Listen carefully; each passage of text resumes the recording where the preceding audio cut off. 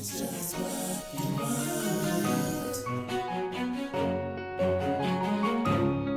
It's just what you want.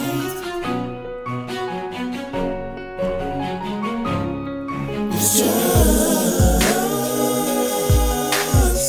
Not absentee, but we collectively are here to prepare a generation for elevation.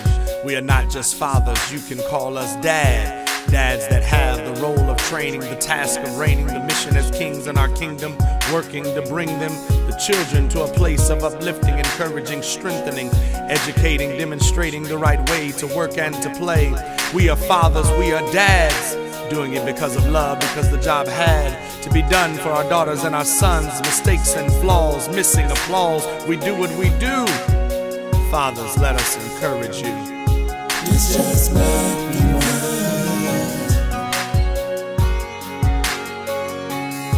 It's just what you want.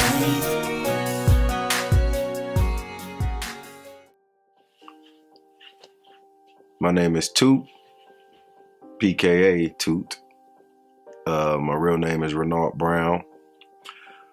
I am a single dad by life circumstances. My wife died of cancer a year ago from breast cancer stage 4. It metastasized to her bones and her liver. And she passed away suddenly. So she battled it for 10 years and I eventually became a single dad. I met her in high school when I was working at a grocery store. Well, I didn't meet her, I seen her. And the day I seen her, I went home and told my mom I met my wife. And I never knew how I was gonna make it happen. I said it because I felt it. And then time went on, we went to high school together for a little bit. And I moved away from her high school and chose to go to an alternative high school. And then ended up graduating and going to college and getting signed to a record label, then creating my own record label. And in the midst of doing all of that, we ended up running into each other in 2002. And in 2003, we got together after her grandfather passed. And we was together ever since. And we had my daughter in 2005. And that's who found the cancer on her when she was taking a bath with mommy. So when she was diagnosed, after I proposed to her, she was diagnosed. That's when she found the tumor in her breast. I had proposed to her on Thanksgiving in front of her whole family. And 2 weeks later, she was diagnosed. And I told her we was gonna be normal because it was already terminal. And we fought a long fight from 2007 all the way to 2016, September 17. She was the love of my life.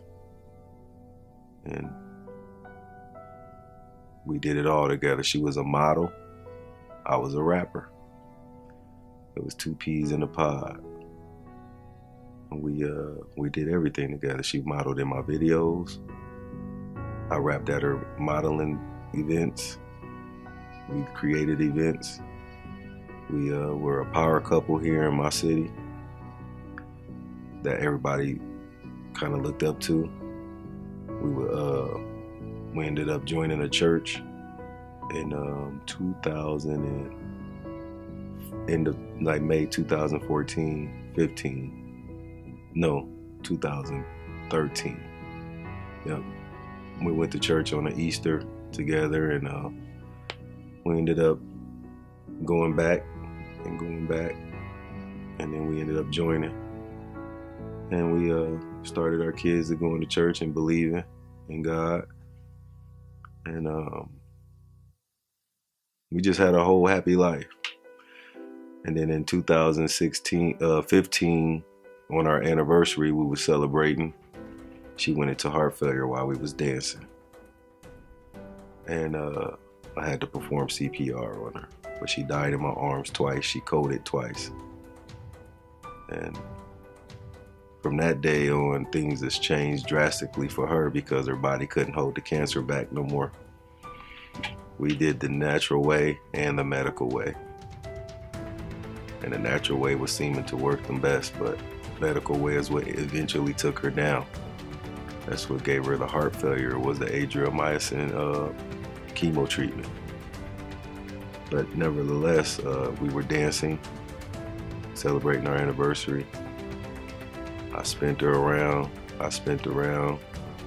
and for a split moment, time stood still and she disappeared. She fell, and I had just got done, doing an EMT course for the fire department, which is crazy that I could recognize exactly what she was going through because she was gurgling, and I had to start performing CPR. And just so happened, this is how God works, there were 2 nurses and a cop that was with us, so everybody could take turns doing CPR until the ambulance got there. They eventually got her back, and her heart was working 6 to 7% at the time. So she had to go in on a breather machine for 9 days in the hospital.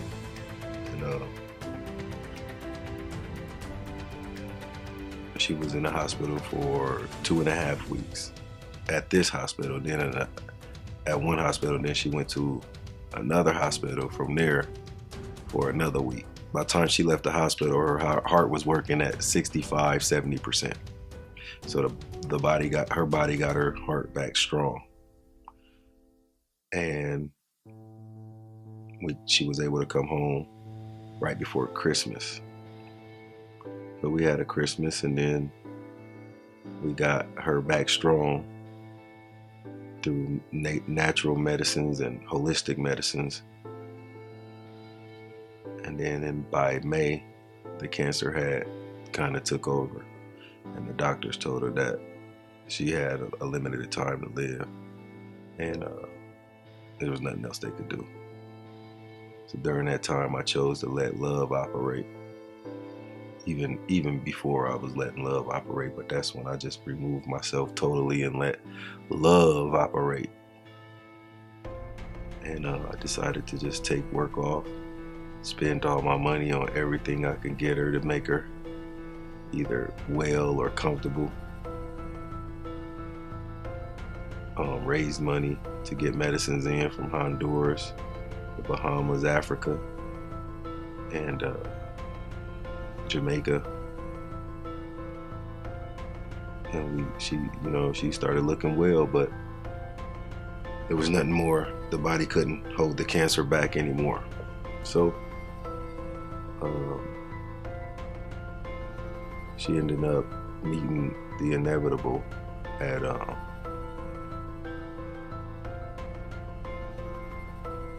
3.5 months after that. But she took it gracefully. She still was beautiful. She didn't shrivel up. She took it gracefully. She was still as beautiful as she was when I met her the same day she took her last breath. But in that instance, I wasn't at the house when they made me leave. A couple of her family members like, you need a break. You go ahead and leave. They made me leave. So I ended up going to a football game, the Nebraska-Oregon game on that day. And during the day, that time at the game, I literally witnessed again time stand still. And I knew she had passed. Because the sun felt like it was only beaming on me that day. And it felt like I had cups over my ears when everybody was yelling. And it felt like my stomach opened up. And I had to sit down. But during that, I knew what happened, and I told her in that moment, I love you, and I'm gonna miss you. No tears. It just was understanding. Then we get the call on the way outside the stadium what had took place, but I already had knew. We get home, and I immediately, she had a white dress because she didn't want a funeral. She had a white dress, and that she didn't get to wear for the summer because she was ill, and she had just bought it. And she had a wig made by Tokyo,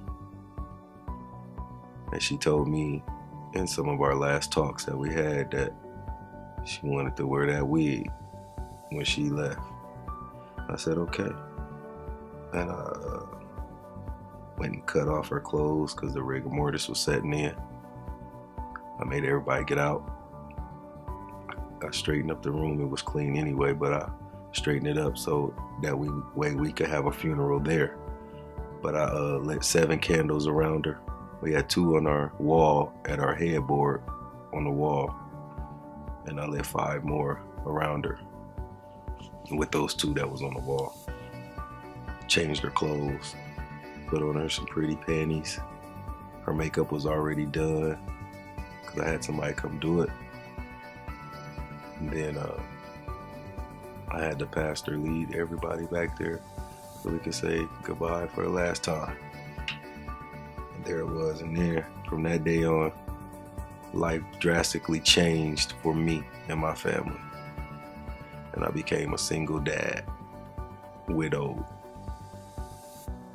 And during that, I faced not being able to get help from the state because I'm a man. Not being able to get support because I'm a man. Everybody that was giving her deals and things for my kids like dance and, basketball, because I would just provide, and I was at work a lot when she was here, them deals stopped.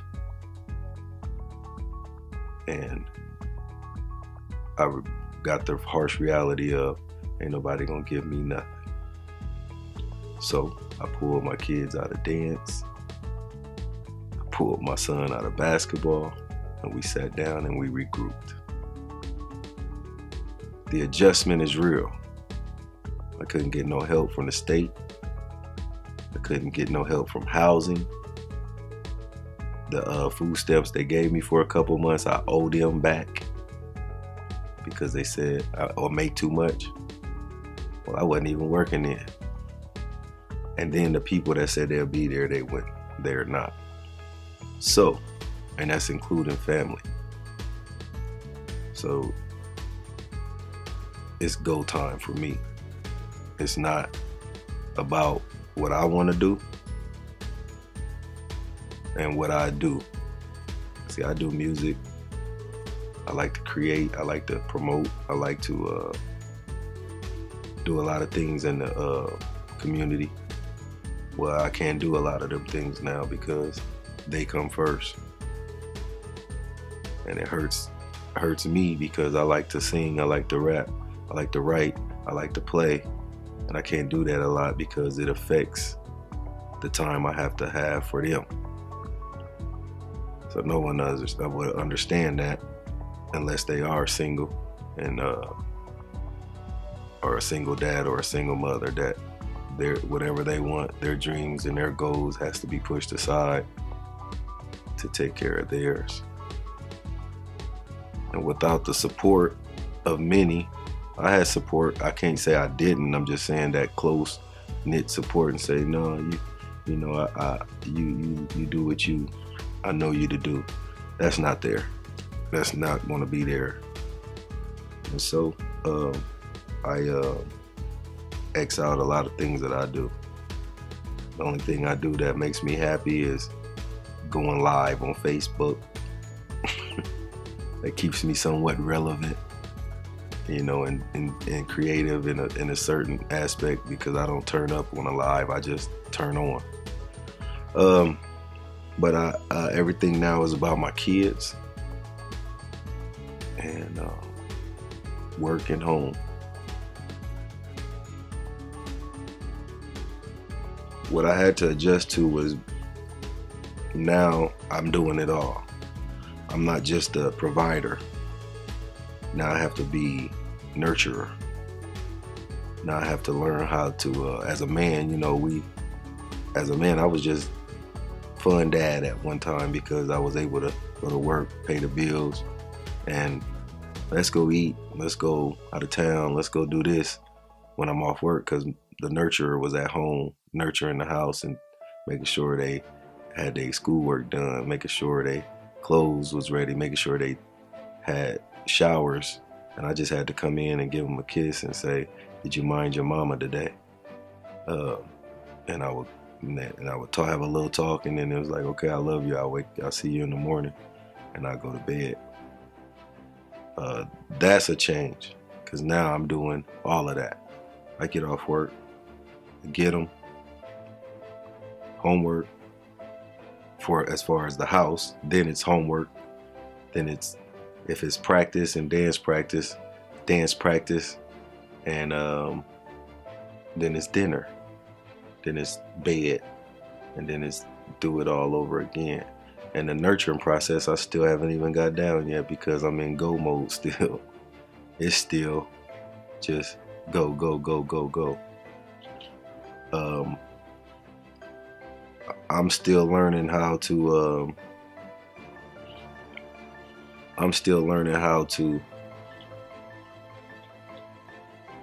love them like a mother would. How to listen like a mother would. Because I didn't have to listen to all that stuff before. I didn't have to listen to my daughter. She's going to be a woman one day. So I'm still listening like a man. I'm learning how to listen like how mom would, and interject and really listen. As dads, we kind of be like, "Oh, okay, well, tell your mom and we'll get things together," So I'm learning how to listen, and I'm learning how to see things before they happen. I'm learning how to know when something's wrong with them. Now, that's a change. Knowing that something's wrong. Knowing how to resolve issues or coming up with resolutions. I'm learning how to cook more. I'm learning how to be more of a provider as well. And I have to learn how not to be so stern, because that's what a lot of dads do. They kind of be stern. I was raised by an old schooler. He used to raise chickens, my grandpa. So my upbringing was a little different. So I'm trying to learn how to keep that old school and then bring it in with how would they mom do it. So being a single dad it's a job. It's like 2 or 3 jobs now that I do, just being a single dad. And it's not scary, it's just something you got to do when you have to do it. Most men that run away from it is because they scared of doing it with somebody. Well, I wish I had somebody now, because it was much easier, and I was able to play a different role. Now I got to play all the roles. You have any advice in these last few minutes to give to any of the single dads? My advice to you is to learn and continue to learn, and live, laugh, and love during your learning. Use every L you can, just don't lose. Because when you live, you're going to learn. When you learn, you'll love. Because you get it, you understand. And keep God with you, because there's only one way I know I'm getting through. It's only one footprint in the sand with me. So my advice to you is to listen and learn to love, and don't give up, and stand up like a man should. And when you gotta put that apron on, don't feel like it's demasculating you.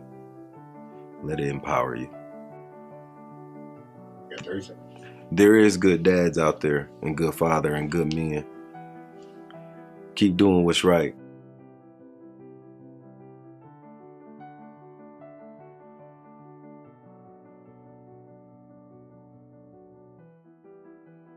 I got my breath. It's amazing how you knock me off my feet. Every time you come around me, I get weak. Oh, nobody ever made me feel this way. You kiss my lips and then you take my breath away. So I wanna know.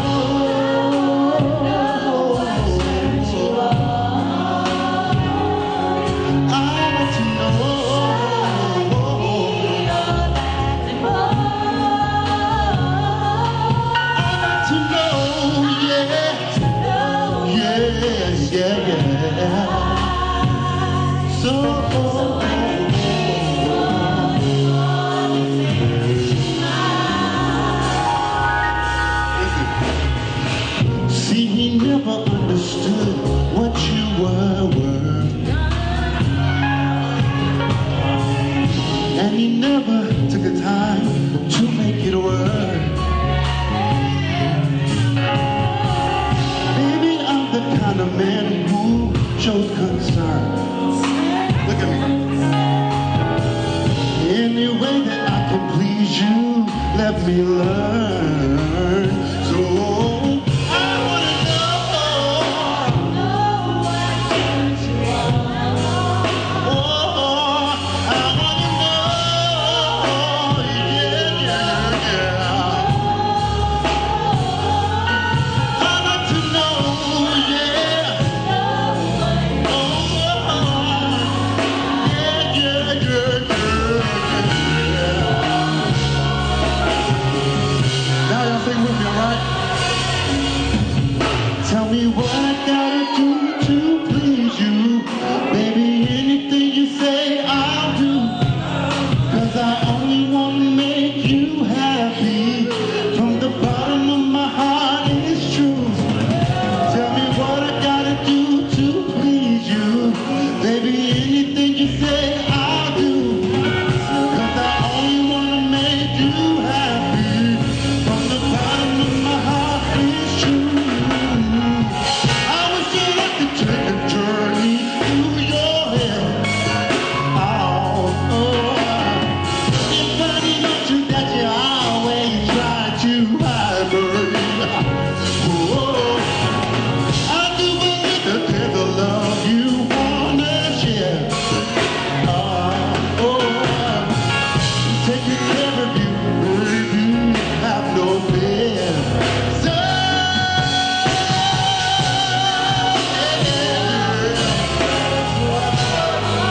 I wanna know, I got to know, yeah.